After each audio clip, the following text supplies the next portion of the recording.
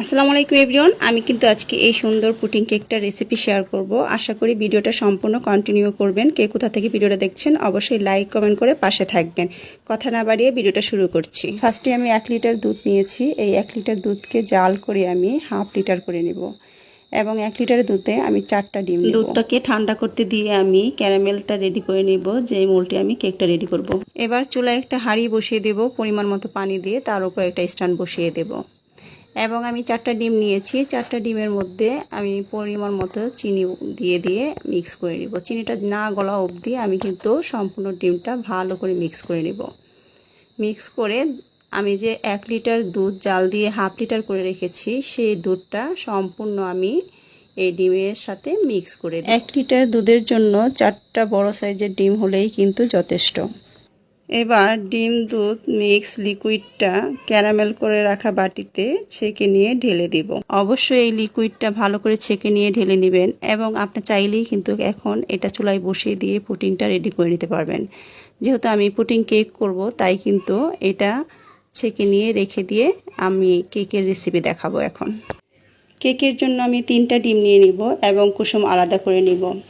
1 cup ময়দার চেয়েও কম ময়দা নিয়েছি এবং হাফ চা চামচ বেকিং পাউডার, হাফ চা চামচ বেকিং সোডা এবং 1 চামচ দেখেছেন কোকো পাউডার নিয়েছি।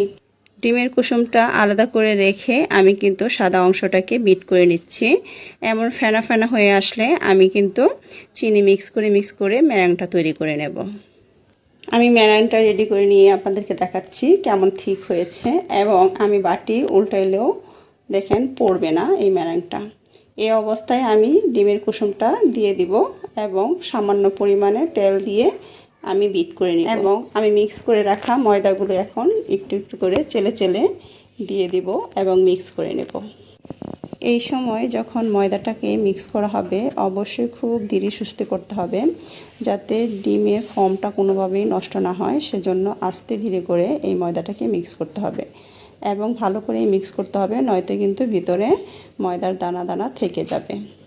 এই তো আমি সম্পূর্ণ ময়দাটা দিয়ে মিক্স করে নিয়েছি। এখন আমি কিন্তু যে পুডিংয়ের মিক্সটা যে রেখেছিলাম তাতে আমি কিন্তু ঢেলে দিব। ঢেলে দিয়ে আমরা কিন্তু পুডিংটা রেডি করে নেব। লক্ষ্য করুন আমি ঢালছি, এটা কিন্তু কোনো সমস্যা নেই, ভয় পাওয়ার কিছু নেই। এখানে সম্পূর্ণ কেকটা ঢেলে দিয়ে আমি কিন্তু পুডিংটা রেডি করে নেব।